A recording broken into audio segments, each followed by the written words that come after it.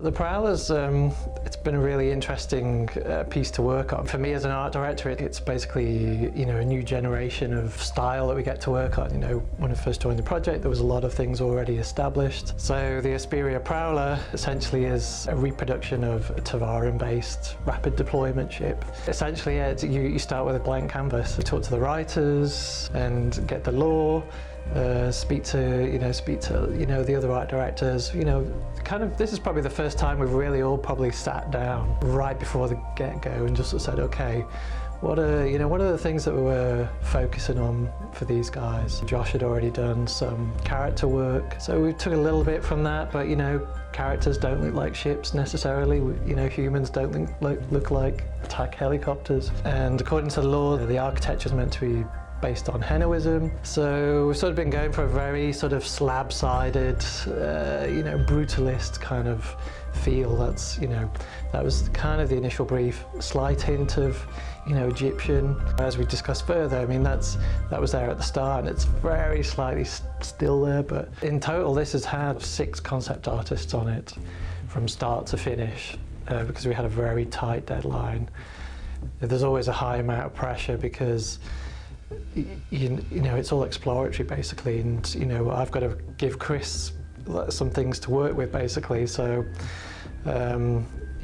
concept artists work in different ways, so I've kind of used that to my advantage. So initially we did a 2-week sprint, coming up with just 4 very sort of different looks, basically different configurations, different styles, vertical or horizontal, or no cockpits, all sorts of things, and then just present it to Chris.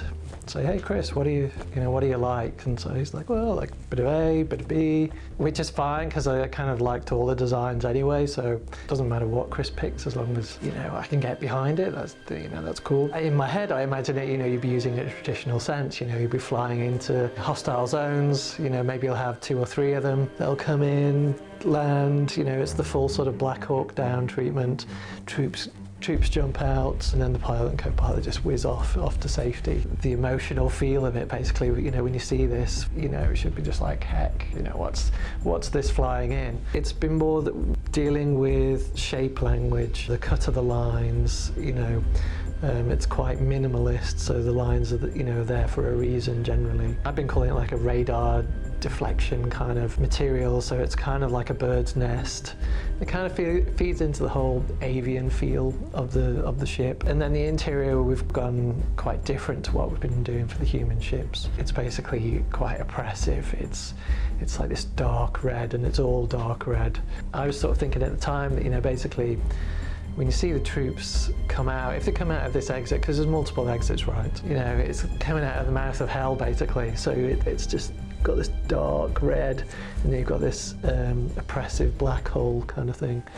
And then as you make your way through to the cockpit, the red slowly fades off essentially, and it goes more towards blacks and greys with just a hint of red. Just so for pilots there's less distraction. And we've kind of just been featuring like a sort of 3-line sort of motif, which we took from the character design that Josh did, and that has fed into the ship basically in lots of subtle ways. There's a heavy avian feel with the ship, some in subtle ways, some not so subtle. Fans will see straight away that it's got some large VTOLs basically, and in landed mode it's a real hunched, aggressive. It's a bird of prey, it's classic basically. And then it also has like a special ability, special feature, whatever you want to call it, of sort of these defensive blades that come out, but yet to still fully realise the sort of theory behind it all, like in terms of lore, but certainly it helps with flight, low manoeuvrability, but also when it comes into land, VTOLs go down, all the blades pop out, which people may call feathers, but I call them blades, and they provide like a defensive position.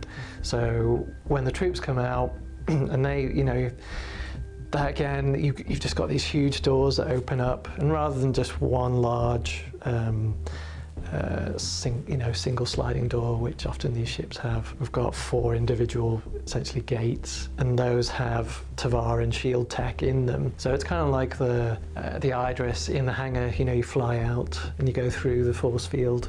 This is like a personal version. That's kind of one of the the visual hooks of the ship. So the ship could be flying along with all its armoured doors up, but it's still got its energy shields there, so the troops can, you'll be able to look out. This is what I hope, right? And you'll be there in your harness and you're just looking out and you're just seeing the landscape go by or whatever it is. The other two visual features, avian features, we've got a split tail, so it's like a swallowtail, and then the head. The head is obviously very sort of eagle-like. And this time we've been able to essentially remove the cockpit. There's a head to this thing, but it's essentially one-way glass, so you can't see in, but you can see out, the pilot can see out, so it gives us this really nice monolithic kind of armoured feel, and again lending to that whole sort of Tavaran warrior hardcore heroism, and so we've just been building on that.